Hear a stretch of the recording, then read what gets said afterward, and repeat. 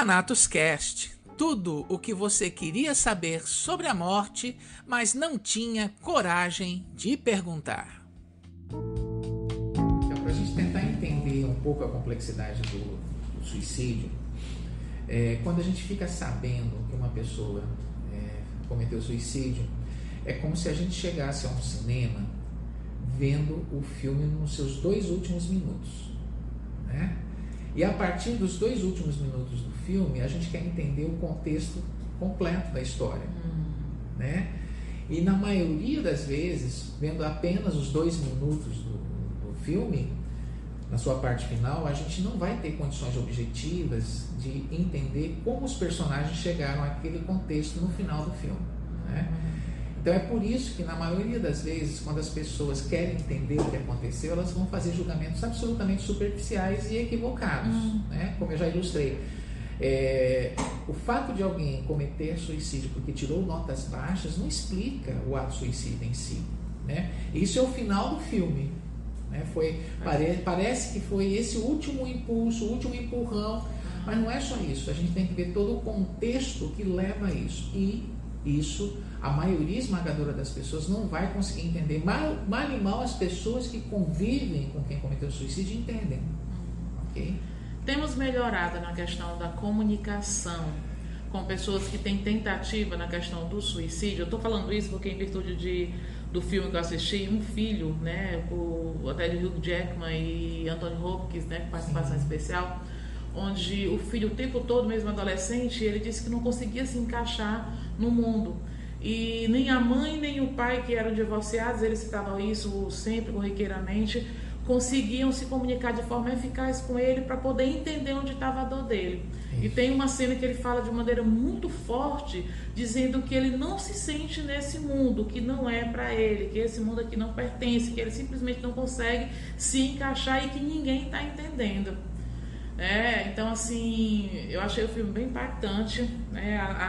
As falas foram bem fortes com relação a isso e prova um pouco da questão, porque o pai começa a pressionar o filho sobre a questão porque que ele não está indo para a aula, e começa a repetir alguns padrões que o pai dele falava com ele, né? E há uma inquietação até depois, estou dando até um spoiler, né, com relação a isso, mas uma inquietação depois pela precariedade na comunicação, o tempo todo dando lições, quando na verdade o que o filho precisava talvez era de um acolhimento, ou de um entendimento, ou de alguma coisa. Então essa falha de comunicação, ela ainda continua, temos melhorado nisso, temos tanto desmistificar a questão do suicídio, temos melhorado nessa questão da comunicação? Infelizmente não, né? Você tem hoje alguns fenômenos que chamavam menos atenção no passado pela ocorrência ser evidentemente menor, né? Caso, por exemplo, de suicídio entre adolescentes, ok? Então, claro que isso pode ser devido a várias causas, ok?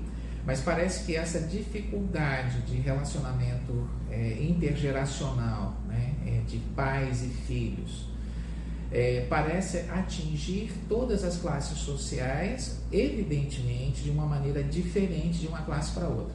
Os mais pobres têm dificuldades de manter contato com seus filhos, ou muitas vezes têm a vida desestruturada pela ausência de trabalho, por exemplo, nas situações de crise econômica, e boa parte daquilo que a gente vai chamar de classe média urbana, os pais estão envolvidos em atividades de trabalho que, se no passado elas tinham uma quantidade fixa de tempo, 8 horas, 10 horas de jornada, hoje um advogado de sucesso, um médico famoso, ele não vai trabalhar 8 ou 10 horas por dia. Muitas vezes ele vai trabalhar 13, 14, 15 horas, delegando uma atenção afetiva, emocional para os filhos, não mais para si mesmos, né? Mas para empregados em casa.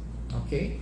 Então isso vai criando certas dificuldades para que os jovens encontrem referência. E isso, em tese, ajuda a gente a entender um certo perfil que às vezes surpreende as pessoas, que a gente chama de delinquência de classe média, né? Pessoas que, em tese, teriam tudo para terem uma vida social ajustada e não têm. Por quê? Porque elas perdem a referência a partir dos seus próprios pais, noções de certo e errado, perspectivas de futuro, né? E para alguns indivíduos mais sensíveis, seja por fatores ambientais, seja por fatores de ordem genética, sejam por fatores culturais, ou a mistura complexa disso tudo, esses indivíduos mais sensíveis podem estar expostos ao maior risco de cometer suicídio. Então, a gente estava falando um pouco sobre a questão da comunicação. Existem umas pesquisas, né, que falam que com essa geração mais nova, elas tendem a não gostar tanto das redes sociais, né, uma próxima geração, porque elas perderam muito da comunicação com seus pais, ou da referência dos seus pais, em virtude das redes sociais. Isso diminui, como a gente estava falando da questão da comunicação, da nossa falta de competência na comunicação com os nossos filhos, no entendimento de seus sentimentos e tudo. Isso pode diminuir muito mais ainda o contato, né, essa proximidade de relacionamento e de comunicação mais aberta com os filhos. Isso pode ser um fator agravante na questão de pensamentos dessa natureza? Então, em tese, sim, né? Por exemplo, hoje em dia as pessoas elas se surpreendem muitas vezes pelo fato de que cada vez mais adolescentes estão cometendo suicídio, né? E a adolescência é uma fase de transição, onde você muitas vezes está buscando referências de pessoas significativas na sua vida.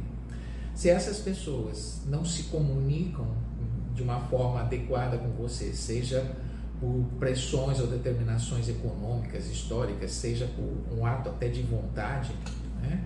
Isso obviamente vai causar problemas, né? Para que a pessoa possa estabelecer aspectos muito importantes da sua identidade. Então, na verdade, os mais velhos ou os nossos pais, em tese, mesmo que de uma forma contraditória, eles nos apresentam um mundo, né? A gente pode até aceitar a forma como esse mundo é apresentado ou não, ou pelo menos aceitar de uma maneira relativa. Entretanto, precisa haver essa apresentação, né? Que a gente chama classicamente de um processo de socialização, né?